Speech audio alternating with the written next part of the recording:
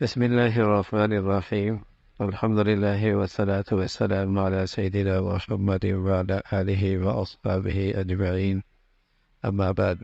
الحمد للہ آج ہماری تلاوت کا آغاز 30ویں پارے کے دوسرے پاؤں سے سورہ مطففین.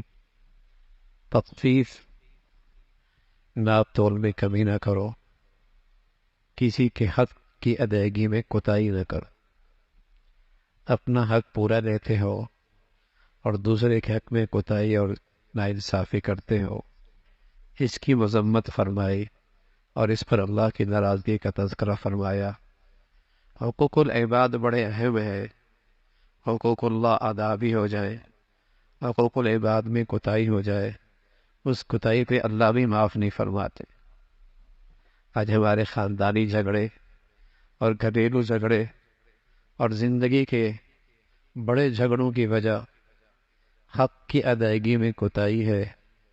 چاہے وہ بیٹا، چاہے وہ باپ، چاہے وہ بہن، چاہے وہ بھائی، کہیں زمین کے معاملے میں کوتاہی کر رہے، کہیں وراثت کے حق میں کوتاہی کر رہے، کہیں لین دین میں کوتاہی کر رہے. حق کی ادائیگی میں کوتاہیاں ہوتی ہیں تو جھگڑے ہی جھگڑے. اس پر پوری صورت اتر گئی اللہ کی طرف سے. حق پورا دو، جس کا حق ہے اسے ادا کرو، اس کا ادا کرو.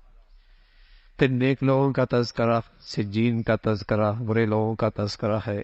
پھر ان لوگوں کا تذکرہ جنہیں اللہ جنت عطا فرمائیں گے، اور جنت کا منظر ذکر فرمایا. شاندار قسم کا ایک چشمہ ہوگا جس کی خوشبو بہت بڑھیا ہوگی، اللہ کے مقرب بندے اس سے پئیں گے. یہ دنیا میں ان لوگوں کا مذاق اڑایا کرتے تھے کہ یہ کامیاب مسلمانوں کو دیکھ کر، دینداروں کو دیکھ کر انگلی اٹھایا کرتے تھے، مذاق اڑایا کرتے تھے. فرمایا آج مجرم خود مذاق بن گئے، آج اللہ کے نافرمان یہ کافر خود مذاق بن گئے. پھر سورہ انشقاق کا تذکرہ ہے. انسان کا سفر مستقل جاری ہے، اماں کے عالم بالا سے لے کر اماں کے پیٹ سے پھر دنیا کے اندر، پھر آگے قبر اور پھر آخرت. یہ سفر جاری ہے. پھر جب اس کی آخری منزل ہوگی تو نامہ اعمال دائیں ہاتھ میں جب ملیں گے تو یہ خوشیاں منائے گا، اور جس کے نامہ اعمال اور رزلٹ اور نتیجہ برے بائیں ہاتھ میں تو انتہائی شرمندہ، رسوا. اس کا تذکرہ فرمایا. پھر سورہ بروج ہے. اصحاب الاخدود، ایک نوجوان جو خان شاہی خرچے پر پلا بڑا ہوا، لیکن اللہ کی شان، اسے ایمان مل گیا، اسے اسلام مل گیا، اسے ایمان مل گیا. کافر حکومت تھی، اسی کے خرچے پہ اس کی پرورش ہوئی، وہیں پلا بڑا ہوا. ایمان اللہ نے اسے دے دیا. اس نے اپنی جان کے تحفظ کی خاطر، اپنی ایمان کی حفاظت کی خاطر جان تو دے دی، ایمان سے دستبردار دی. اس کی اس قربانی کا نتیجہ یہ ہوا کہ اس قوم کے سینکڑوں ہزاروں لوگ مسلمان ہو گئے. کہ واقعی کوئی ایمان بڑی چیز ہے کہ اس نے جان دے دی ہے. وہی شاہی خاندان کا گھر کا آدمی تھا، اور ایسا اسٹیٹس تھا، اور ایسی مستقبل اس کا روشن تھا، حکومت کا حصہ بن سکتا تھا، اقتدار کا حصہ بن سکتا تھا. کیا ایمان میں طاقت ہے کہ اس نے ایمان کی تو بچا لیا، جان دے دی. ہزاروں آدمی مسلمان. وقت کے حکمران نے خندق کھودی اور ایمان والوں کو تنبیہ کی کہ باز لائے تو اس آگ میں ڈال دوں گے. یا کے بعد دیگرے وہ سارے آگ میں جلنا انہوں نے گوارا کر لیا، لیکن کسی نے بھی ایمان سے دستبردار ہونے کے لیے تیار نہ ہوا، کوئی بھی تیار نہ. اللہ نے ان کا تذکرہ فرمایا یہ آگ میں جل تو گئے لیکن کامیاب ہو گئے. اور یہ لوگ اقتدار اور دولت اور اقتدار اور طاقت تو ان کے پاس ہے لیکن ناکام ہو گئے. ان کے پاس اقتدار ہے، اختیارات ہیں، اور آج یہ ظلم ڈھا رہے ہیں لیکن ناکام ہے. وہ آگ میں کود گئے، جل گئے، ایمان بچا گئے، کامیاب ہو گئے. اس پر اللہ کی طرف سے ایک پوری صورت ہوتی ہے. فرمایا یہ دنیا تو کوئی ایسی چیز نہیں ہے نا، اصل تو وہ ہے اگلی زندگی. وہ اس کے لحاظ سے تو وہ آگ میں کودنے والے، ان کی گلزار بھی بن گئی، آخرت کی کھربوں سال کی زندگی کا وہ بھی کامیاب ہو گئے. اور یہ آج اقتدار اور طاقت رکھنے والے ظالم، ان کا انجام بہت برا ہے. ان بطش ربک لشدید، اللہ کی پکڑ بڑی سخت ہے. پکڑیں گے اللہ، دیر سویر ہوتی ہے لیکن پکڑتے۔ پھر سورہ طارق ہے، انسان کی پیدائش ماں کی چھاتی کے پانی سے اور باپ کی پشت کے پانی سے، اور اس پانی سے اللہ اتنی خوبصورت تصویر بناتا ہے، اور اس تصویر میں کیا صلاحیتیں رکھتا ہے، بینائی، گویائی، عقل، شعور، سماعت، کیا صلاحیتیں رکھتا ہے۔ بڑی بڑی مخلوق کو یہ اپنے پیچھے لگا دیتے، اور بنا کس سے؟ اس کی حقیقت کس سے ہے؟ یہ قدرت کس کی ہے؟ اللہ کی۔ یہ قدرت کس کی ہے؟ اللہ کی۔ سورہ اعلیٰ کا تذکرہ ہے، اللہ کی بڑائی ہے، اور ایک خاص مضمون ذکر فرمایا، اور فرمایا یہ مضمون ایسا ہے جو قرآن میں ہے، جو پہلی بھی آسمانی کتابوں کے اندر بھی یہ مضمون موجود ہے، صحیفوں کے اندر بھی جو نبیوں پر صحیفے اترے یہ مضمون اس کے اندر بھی موجود ہے، اور وہ مضمون یہ ہے کہ تم دنیا کو آخرت کے مقابلے میں زیادہ اہمیت دیتے ہو، تم دنیا کی زندگی کو آخرت کے مقابلے میں زیادہ اہمیت دیتے ہو، حالانکہ آخرت کی زندگی بڑی طویل ہے، پائیدار، اور اس کا معیار بھی بہت اچھا ہے، بڑھیا بھی بہت ہے اور پائیدار بھی بہت ہے، لیکن تمہاری کم عقلی کہ تم دنیا کو اس کے مقابلے میں زیادہ اہمیت دیتے ہو، تم اپنی زندگی کے اندر تمام فیصلوں میں اس دنیا کو رکھتے ہو، آخرت کو فراموش کر بیٹھتے۔ یہ مضمون ذکر فرمایا۔ پھر سورہ غاشیہ کا تذکرہ ہے، جنت کا تذکرہ ہے، جنت والوں کے نعمتوں کا تذکرہ ہے، اور بدعمالیوں کرنے والے جو ایمان کے بغیر فرمایا تھکے ہارے ہوں گے، کچھ بھی نہیں ملے گا، کچھ بھی نہیں ملے۔ اللہ کی قدرت کا تذکرہ فرمایا، اللہ کی تخلیق کیسی کیسی مخلوق ہے، اونٹ ہی دیکھ لو نا، کئی دن پیاسا رہے لیکن اس کے اندر ٹینکی موجود ہوتی ہے، وہ اس اندر کے پانی سے اپنی زندگی کے دن گزارتا ہے، اس کا تذکرہ فرمایا۔ پھر سورہ فجر ہے، کئی ساری قسمیں کھائی، 10 دن عشرہ ذی الحجہ، ان دنوں کی تعریف فرمائی، ان کی عظمت کا تذکرہ فرمایا۔ پھر فرمایا انسان کو کچھ ملتا ہے تو سمجھتا ہے شاید اللہ نے میرا اکرام کیا، اور جب اللہ کچھ لے لیتا ہے تو مایوس ہو جاتا ہے۔ فرمایا یہاں ملنا بھی اللہ کی رضا کی علامت نہیں، اور یہاں سے نہ ملنا یہ بھی اللہ کی ناراضگی کی علامت نہیں، یہ دونوں امتحان ہے، جس کو ملا اس کے لیے بھی امتحان ہے، جس کے پاس نہیں ہے اس کے لیے بھی امتحان۔ اور پھر آخرت کی زندگی کا تذکرہ فرمایا، کچھ اللہ کے فرم بردار جو ہمیشہ اللہ کے فیصلوں پہ راضی رہے، مطمئن رہے، جب دنیا سے جانے لگتے ہیں تو فرشتے انہیں کہتے ہیں آؤ اللہ کے بندو، اللہ کے گھر کے اللہ کی جنت کی طرف، اللہ تم سے راضی ہے، تم دنیا میں اللہ سے راضی رہے، اس کا تذکرہ فرمایا۔ پھر سورہ بلد کا تذکرہ ہے، اللہ رب العزت نے اس کو مشقت میں پیدا فرمایا اور مختلف نعمتیں عطا فرمائی، لیکن ایک دن آنے والا ہے دائیں ہاتھ والے بھی ہوں گے، بائیں ہاتھ والے بھی ہوں گے۔ پھر سورہ ضحیٰ ہے، کئی ساری قسمیں کھائیں، اور قسم کھانے کے بعد فرمایا کامیاب وہی ہے جس نے اپنے دل کو صاف پاک رکھا اور اس میں ایمان کا نور پیدا کیا، اللہ کی محبت، اللہ کے رسول کی محبت پیدا کی، اور جس نے زندگی اپنی خواہشات بھی گزاری نامراد ہو۔ اللہ پکڑ فرمائیں گے تو اللہ کو کوئی خطرہ نہیں کہ اس سے ان کی اقتدار کو خطرہ ہوگا، اللہ کسی کی پکڑ فرماتے ہیں تو اس کو کسی خطرہ نہیں ہو۔ دنیا میں تو کسی کی گرفتاری کرے تو خطرہ ہوتا ہے نا، کہ بغاوت نہ ہو جائے۔ فرمایا اللہ کی قدرت ایسی ہے، وہ اسے کسی کا خوف نہیں، نہ اس کے اقتدار کو خوف ہے کسی کو، نہ اس کی شان کو کوئی فرق پڑتا ہے۔ پھر سورہ لیل کا تذکرہ ہے، حضرات صحابہ کی تعریف ہے، اور خاص طور پہ حضرت صدیق اکبر رضی اللہ عنہ کی شان میں، اور ان کی شان کا تذکرہ ہے کہ اللہ کی خاطر انہوں نے سب کچھ خرچ کیا۔ اللہ کریم بھی کہتے ہیں ہم صدیق کو اتنا دیں گے کل صدیق راضی ہو جائے۔ پھر سورہ ضحیٰ اللہ کے نبی کی خاص شان ہے، اللہ رب العزت نے جو اپنے نبی کو نوازا، عطا فرمایا، اور ہر آنے والے دن اپنی نبی کی عزت بڑھاتے چلے گئے، ناواقف تھے، اللہ نے پیغام بھیجا، قرآن بھیجا، وحی بھیجی، سبحان اللہ۔ آپ یتیم تھے لیکن عزت بھرا گھر اور عزت بخشی، اس کا تذکرہ فرمایا۔ اللہ کی نعمتیں ملیں تو ان کا تذکرہ کیا کرو، اللہ کی نعمتوں کا تذکرہ کیا کرو۔ پھر آپ علیہ الصلوۃ والسلام کا معجزہ ملا، آپ کا سینہ چاک کیا گیا، اس کے اندر ایمان کا نور، علم کا نور ڈالا گیا، اس کا تذکرہ فرمایا، اور خاص طور پہ تلقین فرمائی مخلوق کے اندر اللہ کی طرف، اللہ کی باتیں بہت اچھی، لیکن کچھ خلوت میں تنہائیوں میں ہمارے ساتھ بھی براہ راست، ہمارے ساتھ بھی خاص، ہماری بندگی براہ راست بھی کرو۔ پھر سورہ 3 کا تذکرہ ہے، نیک لوگوں کا تذکرہ، اور فرمایا برے لوگ ایسے ہوں گے جو انتہائی پستی طرف چلے جائیں گے، اور ایسی نکمی عمر کی طرف چلے جائیں گے، کسی کام کے نہیں رہیں، پھر سورہ اقرا، الف کا تذکرہ ہے. یہ قرآن کی وہ آیتیں ہیں جو سب سے پہلے قرآن کی آیتیں نازل ہوئی. 5 آیت. اقرا بسم ربک، یہ 5 آیتیں جب آپ علیہ الصلوۃ والسلام غار میں موجود تھے تو سب سے پہلے جبرائیل آپ کے پاس قرآن کی یہ آیتیں لے کے آیا، اور یہاں سے قرآن کا نزول دنیا میں شروع ہوا. اور اس میں جو پہلا حکم آیا، اقرا، تعلیم حاصل کرو، تعلیم حاصل کرو، تعلیم حاصل کرو، تعلیم حاصل. اقرا بتا دیا اس امت کا تعلق جہالت سے نہیں ہوگا، علم سے ہوگا، علم سے ہوگا، علم سے ہوگا. اور ساتھ علم کی اہمیت بتائی، اور ساتھ ساتھ یہ بتایا کہ علم وہ علم ہے جس میں اللہ کی پہچان، جس سے اللہ کا تعارف.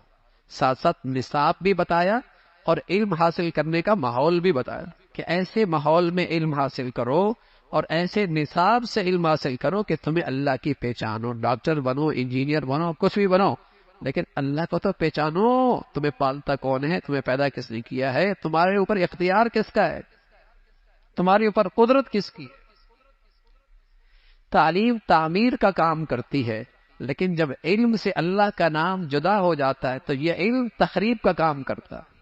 آج ساری دنیا میں جو امت انسانیت فساد زدہ اور برائی کا شکار ہے، اور ٹوٹ پھوٹ کا اور نفرتوں کا شکار ہے، اور ساری جدید آلات انسانیت کے لیے موت کا پیغام بنی ہوئی ہیں، اس کی وجہ کیا ہوئی کہ علم سے اللہ کا نام جدا ہو. جب تک علم کے ساتھ اللہ کا نام رہے گا، اللہ کا تعارف رہے گا، اللہ کی محبت رہے گی علم کے ساتھ، تو علم تعمیر کا کام. علم سے قومیں بنتی ہیں، علم سے ملک بنا کرتے ہیں، علم سے سوسائٹیاں بنتی ہیں، علم سے انسان بنتا ہے، اس کی ذہن بنتا ہے، ذہنیت بنتی ہے، دل بنتا ہے، عقل سنورتی ہے. علم سب کچھ ہے، لیکن اگر اس علم کا رخ غلط ہو جائے تو یہ تخریب کا باعث بنتا ہے، یہ تخریب کا باعث بنتا ہے. المیہ ہے مسلمانوں کا، جس علم کی اہمیت مسلمانوں کو بتائی گئی، آج وہ مسلمان خود اپنے تعلیمی نظام سے محروم ہیں، تعلیمی ماحول سے بھی محروم ہیں. اور نتیجہ یہ ہے کہ پوری اسلامی دنیا میں 1 صدی تک غیروں کی تعلیم، غیروں کا نظام، ماحول، غیروں کا ماحول. اور آج اس کا نتیجہ یہ ہو کہ پوری اسلامی دنیا سے وہ غیر ان کی دولت بھی لے رہے ہیں، ان کی افراد بھی لے رہے ہیں، ان کی صلاحیتیں بھی دے رہے ہیں. وہ گھر بیٹھے محفوظ جگہوں پر ان پہ حکومت بھی کر. ذہنیت بدل دی. جب علم بدلتا، علم دل ذہنیت بدلتا ہے، سوچ بدلتا ہے، فکر بدلتا ہے. اور جب غیروں کا علم ہوا تو اس علم میں ان کے اندر غلامیت پیدا کر دی، ذہنی غلامیت پیدا کر دی. یہ غیروں سے مرغوب ہو گئے، پاؤں پہ نہیں کھڑے ہو سکے. صدیاں گزر گئی، یہ پاؤں پہ نہیں کھڑے ہو سکے. جب غیروں سے علم کی خیرات لیں گے اور غیروں کا علم دیں گے اور غیروں کا ماحول بھی لیں گے تو بتاؤ تم ان کے تو بنو گے، اپنے تو نہیں بنے گا. مسلمانوں کا اپنا نظام تعلیم تھا جہاں سارے دنیا کے علوم، لیکن ان علوم کے اندر روح کس پہ تھی؟ اللہ کو پہچانو. تمہیں کسی ذات نے پیدا کیا ہے، وہ ہر وقت تمہیں دیکھ رہا ہے، وہ ہر وقت تمہارے ساتھ ہے. اس علم کے ساتھ دنیا میں انسانیت نے ترقی کی تھی اور دنیا کو امن اور سلامتی کا پیغام ملا تھا. علم کی اہمیت بتائی، اور پھر ساتھ ساتھ فرعون کا تذکرہ کس طریقے سے مردود ہوا، اور پھر سورہ قدر کا تذکرہ. ممکن ہے یہ سورہ قدر آج کی رات بھی ہو. ہمارے نبی نے فرمایا آخری عشرے کا پورا اہتمام کرو، اور ہو سکتا ہے کوئی بھی رات ہو سکتی، اور خاص طور پہ طاق رات 21، 23، 25، 27، 29. تو ممکن ہے وہ رات آج بھی ہو سکتی، وہ رات آج بھی ہو سکتی ہے. اور کمائی کتنی ہے؟ فرمایا جانتے ہو لیلۃ القدر ہے کیا؟ قرآن نازل ہوا اس میں، پورا کا پورا قرآن آسمان سے اس رات میں نازل ہوا، لوح محفوظ سے آسمان پر پورا قرآن. پھر 23 سال میں زمین پہ آہستہ آہستہ نازل ہوا. اس رات میں یہ نازل ہوا پورا کا پورا قرآن. اور اس کی شان کیا ہے؟ فرمایا اس ایک رات کی شان یہ ہے خیر من الف شہر، 1000 مہینوں سے زیادہ بڑھیا ہے. اگر اس رات کی عبادت تمہیں مل گئی اور قبولیت مل گئی تو تم نے ایسا عبادت کی گویا کہ 1000 مہینوں سے زیادہ آپ نے عبادت، 1000 مہینوں سے زیادہ آپ نے عبادت کی. اللہ ہمیں نصیب فرمائے، اللہ ہمیں نصیب فرمائے. اور فرمایا یار اس حدیث میں رسول اللہ صلی اللہ علیہ وسلم فرمایا جب آدمی اس رات میں عبادت کر رہا ہوتا ہے، رکوع میں، سجدے میں، دعاؤں میں، ذکر میں، تلاوت میں، تو جبرائیل امین آتے ہیں. جبرائیل امین جو نبی علیہ الصلوۃ والسلام کے پاس آیا کرتے، سارے فرشتوں کے سردار ہیں، وہ زمین پہ آتے، اپنے ساتھ ایک جماعت بھی لے کے آتے. جو جو عبادت میں مشغول ہوتا ہے یہ ان کے لیے دعائے رحمت کرتے، یہ ان کے لیے دعائے رحمت کرتے ہیں. اور فرمایا یہ سلسلہ جاری رہتا ہے صبح تک، فجر تک یہ سلسلہ جاری رہتا ہے. اس رات کی برکتیں، رحمتیں، نوازشات، عطائیں، فرشتوں کا آنا جانا یہ فجر تک رہتا، فجر تک رہتا. پھر سورہ بجینہ کا تذکرہ ہے اور مشرکین کی مذمت فرمائی. فرمایا نیکی کرنے والے اور نیکی کی زندگی گزارنے والے اس دھرتی کے اور اس زمین کے بہترین مخلوق ہیں، اور برائی کی زندگی پہ کھڑے ہونے والے فرمایا اس دھرتی زمین کے بدترین مخلوق ہیں، بدترین مخلوق ہے. اور پھر اللہ رب العزت نے نیک لوگوں کا تذکرہ فرمایا کہ اللہ ان سے راضی ہوگا، اس لیے کہ وہ اپنے اللہ سے ڈرتے، اللہ سے ڈرتے تھے. پھر سورہ زلزال کا تذکرہ ہے، سورہ زلزال کا تذکرہ ہے کہ کس طریقے سے اعمال سب سامنے آئیں گے، زمین پھٹے گی، دل کے اندر کے سارے احوال سامنے آئیں گے. ذرہ ذرہ نیکی والا ضائع نہیں ہوگا، برائی بھی ضائع نہیں ہوگا، سب سامنے آ جائے. انسان بھی حیران ہوگا، اس زمین کے اندر کی ساری چیزیں باہر آ جائیں گی. کہے گا تجھے کیا ہوا؟ کہاں اس ذات نے حکم دیا ہے. تو وہ ایک دن آنے والا ہے جس میں سورت کا تذکرہ ہے، پھر سورہ عادیات کا تذکرہ ہے، کئی سارے قسمیں ہیں. اور ساتھ میں انسان بڑا ناشکر ہے، انسان بڑا ناشکر.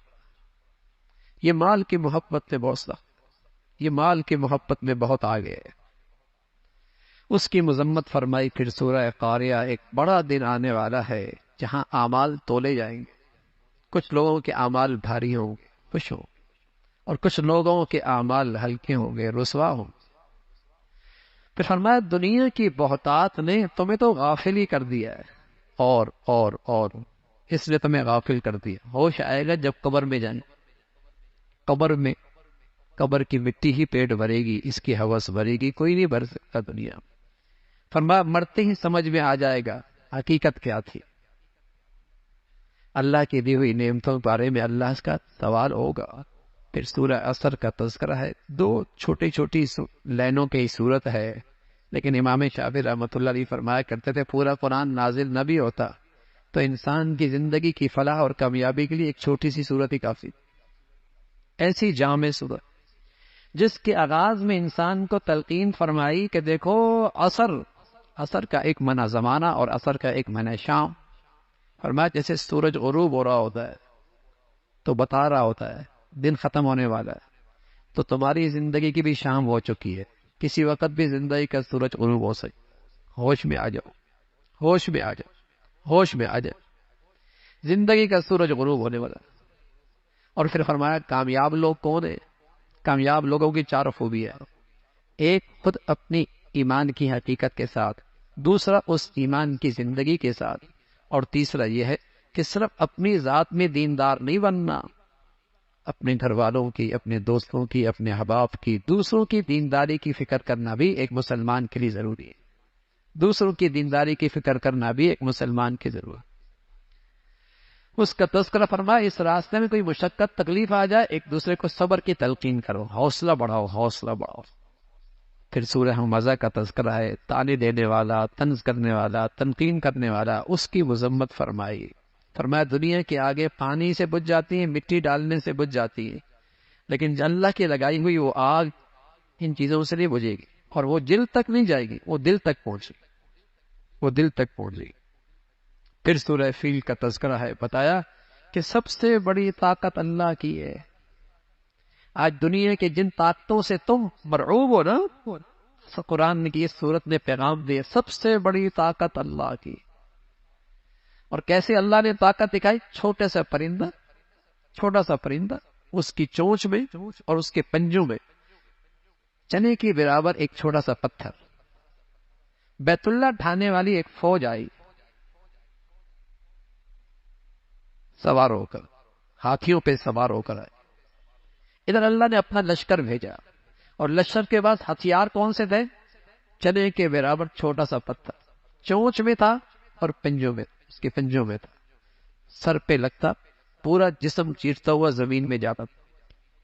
زمین پر بھی نہیں جاتا، اس ہاتھی کو بھی چیر چو ہو جاتا۔ اصحاب فیل، وہ طاقت اللہ کی آج بھی ہے بھائی، اللہ کی قدرت آج بھی ہے۔ اسے کسی قوم کی رسوائی اور ذلت اور بربادی کے لیے لو لشکر کی ضرورت نہیں، کسی بھی چھوٹی سی مخلوق کو کہہ دے تماشا بن۔ نمرود کا کیا ہوا؟ ایک مچھر اندر گیا، سر میں پہنچا، بادشاہ وقت لوگوں سے جوتیاں کھا رہا ہے، جتنے سر پہ جوتے لگتے تھے سکون ملتا تھا، جتنا جوتیاں کھاتا تھا سر پہ سکون ملتا۔ ایک چھوٹی سی مخلوق، اللہ اللہ اللہ بہت بڑے ہیں، اللہ بہت بڑے ہیں۔ تو اس سورت کا پیغام ہے اللہ کی طاقت سب سے بڑی ہے۔ تم کن کن طاقتوں سے ڈر رہے ہوتے ہو، اور جس ذات سے ڈر رہا ہے تم اس سے کیوں نہیں ڈرتے؟ تمہیں دنیا کی طاقتوں کی ناراضگی کا ڈر ہے اور بادشاہوں کے بادشاہ کی ناراضگی کا ڈر نہیں ہے؟ تمہاری عقل و دانش پہ افسوس ہی ہو سکتا۔ اللہ کی طاقت سب سے بڑی، اور پھر اللہ کی دی ہوئی نعمتیں جو اس وقت کے عربوں کو اللہ نے دی تھی، گرمی اور سردی کے سفر، یمن کا اور شام کا پرامن۔ فرمایا جب اللہ نے سب کچھ دے رکھا ہے پھر اس کی بندگی بھی کرو۔ پھر اللہ نے ان کی مذمت فرمائی جو نمازوں کو میں سستیاں کرتے ہیں۔ فویل للمصلین، نمازیوں کے لیے ہلاکت۔ اب بتاؤ جب نمازیوں کے لیے ہلاکت ہے تو نہ پڑھنے والوں کے لیے کتنی بڑی ہلاکت ہو۔ یہ ان نمازیوں کی بات ہے جو وقت ٹال دیتے ہیں، نماز جماعت سے نہیں پڑھتے، مسجدوں کا اہتمام نہیں کرتے، کبھی پڑھ لی کبھی چھوڑ دی، ان کی مذمت فرمائی۔ بخیل اتنے کہ برتنے کی چیز بھی ایک دوسرے کو نہیں دیتے۔ پھر فرمایا آپ کا دشمن ہی اسی کی نسل ختم ہو۔ آپ کو تو اللہ حوض کوثر پہ کوثر دے گا، جہاں آپ اپنے پیاروں کو اور اپنے سچے محبین اور مشاق کو اپنے ہاتھوں سے حوض کوثر کا پانی پلائیں۔ پھر سورہ کافرون کا تذکرہ ہے کہ موحد اور توحید پرستی کے ساتھ وہ شرک نہیں کر سکتا، اور مشرک شرک کرتے ہوئے توحید پرست نہیں ہو سکتے۔ دونوں میں کوئی جوڑ نہیں ہے، مشرک موحد نہیں ہو سکتا اور موحد مشرک نہیں ہو سکتا۔ اس کا تذکرہ فرمایا تمہارا دین الگ ہے، ہمارا دین الگ ہے، دونوں میں کوئی جوڑ نہیں ہے۔ پھر سورہ نصر کا تذکرہ ہے، اللہ کے نبی صلی اللہ علیہ وسلم پہ اترنے والی یہ سب سے آخری سورت ہے، اور جس میں آپ کو پیغام ملا آپ اللہ سے معافی مانگیں۔ یہ امت کو پیغام دیا، امت کے لیے پیغام ہے۔ میرے نبی تو بہت اوپر کی شان تھی آپ کی، امت کو پیغام دیا جو جو عمر بڑھتی چلی جائے تمہاری زندگی میں اللہ سے معافی مانگنا پڑتا چلا جائے، تمہاری زندگی میں اللہ تعالیٰ سے معافی مانگنا پڑتا چلا جائے، جو جو عمر بڑھتی چل جائے استغفار اور معافیوں کا سلسلہ پڑھتا چلا جائے۔ سورہ لہب کا تذکرہ ہے، ابو لہب جیسا چچا اور قریشی اور سردار اور حسین ایمان نہ لایا تو قرآن میں اس کے لیے بددعا اور ہلاکت کا تذکرہ ہے۔ قریشی ہے، سردار ہے، حسین ہے، نبی کا رشتہ دار ہے، ایمان سے محروم ہے، ہلاک ہو گیا۔ رشتہ داری بھی کام نہیں آئی، سرداری بھی کام نہیں آئی، قریشی ہونا بھی کام نہیں آیا، ایمان جو نہیں ہے ہلاک ہو گیا۔ اس کا تذکرہ فرمایا۔ پھر سورہ اخلاص کا تذکرہ ہے جو اللہ کی توحید پر مشتمل ہے۔ وہ ذات اپنی ذات میں صفات میں اکیلا ہے، وہ بے نیاز ہے، ساری دنیا اکٹھی ہو جائے اور نافرمان بن جائے اس کی شان میں فرق نہیں آنا، اور ساری دنیا اکٹھی ہو جائے اور متقی بن جائے اس کی شان میں اضافہ کوئی نہیں ہوگا۔ وہ بے نیاز ذات ہے، نہ اس کا کوئی والد ہے نہ اس کی کوئی اولاد ہے، نہ وہ کسی کے والد ہیں نہ اس کی کوئی اولاد ہے، اور اس کا تو کوئی ہمسر ہی نہیں، اس کا کوئی برابر نہیں، اس کا کوئی برابر نہیں۔ پھر سورہ فلق، سورۃ الناس کا تذکرہ ہے جس میں اللہ کی ربوبیت، اللہ کی بڑائی تذکرہ ہے، اور ساتھ اس سورت میں پیغام ہے کہ حاسدوں سے، شریروں سے، وسوسہ آنے والوں، ڈالنے والوں سے، ان سب سے حفاظت کا راستہ ان صورتوں کا اہتمام سے پڑھنا ہے۔ اللہ کے نبی صلی اللہ علیہ وسلم پہ جب جادو کا اثر ہوا، اور صرف اتنا اثر ہوا کوئی چیز رکھتے اور بھول جاتے اور کچھ بھی نہیں ہوا، لیکن امت کے پاس ایک وظیفہ آ گیا، کوئی بھی شریر، حاسد، برا چاہنے والا، اگر تم اس کی شر سے بچنا چاہتے ہو تو ان دو صورتوں کو روزانہ رات کو سونے سے پہلے ہاتھوں پہ پھونک مار کے اس کو اپنے پورے جسم پہ مال لیا کرو 3 مرتبہ۔ دنیا کی کوئی طاقت، حسد، شریر تم پہ اثر انداز نہیں ہو سکتا۔ یہ اللہ کے نبی نے اپنی امت کو اللہ سے تحفہ دے کے دیا ہے. اللہ رب العزت اس پہ عمل کی توفیق نصیب فرمائے.